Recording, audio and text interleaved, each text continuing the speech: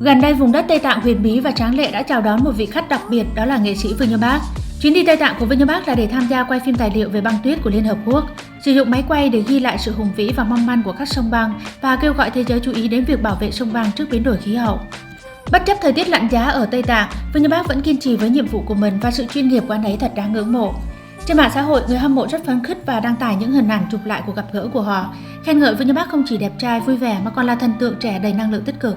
Tuy nhiên, tại chuyến đi Tây Tạng của Vương Nhớ Bác còn nhiều hơn thế nữa. Anh ấy tích cực tham gia nhiều hoạt động phúc lợi công cộng, bao gồm bảo vệ sông băng và lễ kỷ niệm di sản văn hóa phi vật thể. Và đồng thời thể hiện sự quan tâm sâu sắc bảo vệ môi trường và trách nhiệm xã hội thông qua các hành động thiết thực. Tại sự kiện bảo vệ sông băng, Vương Nhớ Bác mặc quần áo ấm, cầm biển quảng cáo, cùng các tình nguyện viên kêu gọi mọi người chú ý đến vấn đề sông băng đang tan chảy. Ngoài ra, Vương Nhớ Bác còn có sự tiếp xúc gần gũi với di sản văn hóa phi vật thể của Tây Tạng, tham gia các hoạt động múa truyền thống, thủ công mỹ nghệ và các loại lễ hội khác.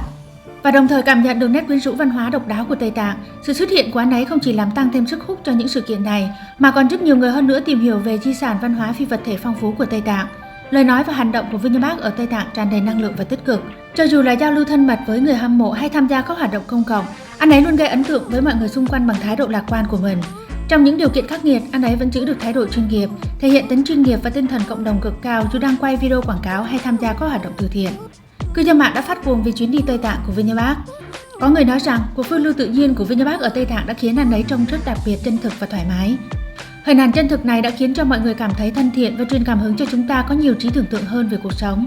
Có người khác nói rằng Vương Nhớ Bác thực sự là hình mẫu cho giới trẻ của đương đại. Anh ấy không chỉ diễn giải ý nghĩa thực sự của một nghệ sĩ năng lượng tích cực bằng hành động của mình, mà còn vững vàng tiến về phía trước trên con đường phúc lợi công cộng, khiến cho nhiều người chú ý hơn nữa bảo vệ môi trường và trách nhiệm xã hội.